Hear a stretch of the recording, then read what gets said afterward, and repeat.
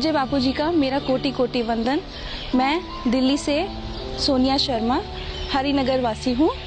मैंने गुरुजी से दीक्षा सन 2000 में ली थी। मैं अपने परिवार वालों के साथ प्रतापगढ़ रिजॉर्ट की तरफ जा रही थी। वहाँ से वापस आते समय इतनी ज़्यादा धुंध और कोहरा था कि मैं अपने आप को आगे के 10 फीट क्या 1 फीट का भी दिखाई नहीं दे रहा था। गाड़ी मेरे पतिदेव चला रहे थे, उनको भी बाहर का कुछ भी नहीं नज़र आ रहा था। चलते चलते चलते चलते गाड़ी हमारी कहीं टर्निंग पॉइंट में थी जो कि उनको दिखाई नहीं दिया। गाड़ी सीधा खड्डे में जाके गिरी, बहुत ज़ोर की धड़ाम की आवाज़ आई और हम लोग बिल्कुल कुछ भी नहीं समझ पा रहे थे कि हम लोग कहाँ गिरे, क्योंकि आसपास खिड़कियों के बाहर कुछ भी नज़र नहीं आ रहा था। रात का टाइम था, 7 बजे का, कुछ नज़र नहीं आ रहा था। अंधेरे और कोहरे के सिवा हमें कुछ भी दिखाई नहीं दे रहा था। हम लोग गाड़ी के अंदर थे। इतनी देर में गाड़ी के अंदर पानी आने की आवाज़ शुरू हो गई। गाड़ी के अंदर पानी भरना शुरू हुआ और हम लोगों किसी को कुछ समझ नहीं आ रहा था। सब लोग दरवाज़ा खोलने की, खिड़की खोलने की कोशिश कर रहे थे, लेकिन सेंट्रल लॉकिंग होने की वजह से सारे शीशे भी लॉक थे, दरवाजे भी लॉक थे।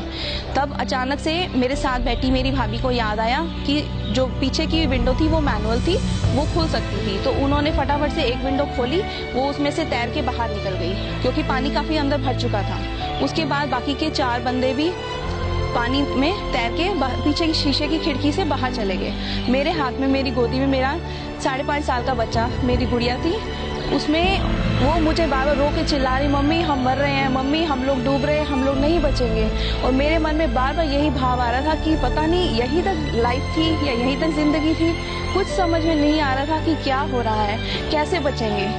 पूज्य बापूजी को उस वक्त में मैं याद कर रही थी और पूज्य बापूजी की हमेशा मैं अपनी पर्स में फ़ोटो ज़रूर रखती हूँ। उस दिन भी हम लोग जब घर से सुबह में निकले, बहुत धुंध थी, तो मैंने गुरुजी की फ़ोटो अपने पर्स के अंदर रखी और उसके बाद मेरी जब गुड़िया रो रही थी, मैं उसे चुप करा रही थी बार बार, कोई बात नहीं, हम लोग बचेंगे, हम लोग बचेंगे। और पूज्य बापूजी ने ऐसा चमत्कार दिखाया कि पानी हमारे नाक के ऊपर तक चला गया था। दिमाग में यही आ रहा था शायद अब यही अंत है, हमारा बचाव नहीं हो सकता।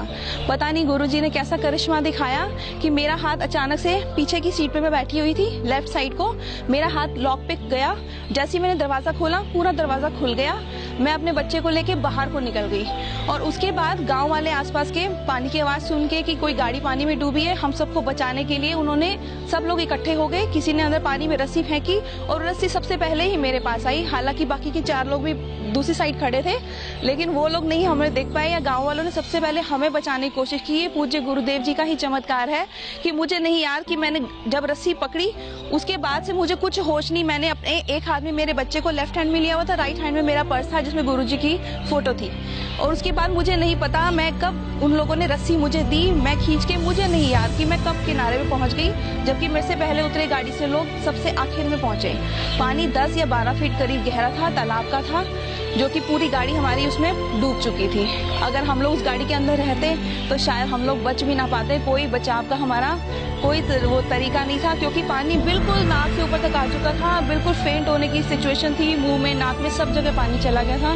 लेकिन सिर्फ ये परम पूज्य गुरुदेव जी का ही चमत्कार है कि जो हम लोगों को उन्होंने इस तरह से बचा लिया कि पता भी नहीं चला कि हम लोग कैसे बाहर आ गए और बिल्कुल इतनी सेफली हम लोग बाहर आए कि हमें खरोंच तक नहीं आए पैर में। गुरुदेव जी को कोटि कोटि प्रणाम।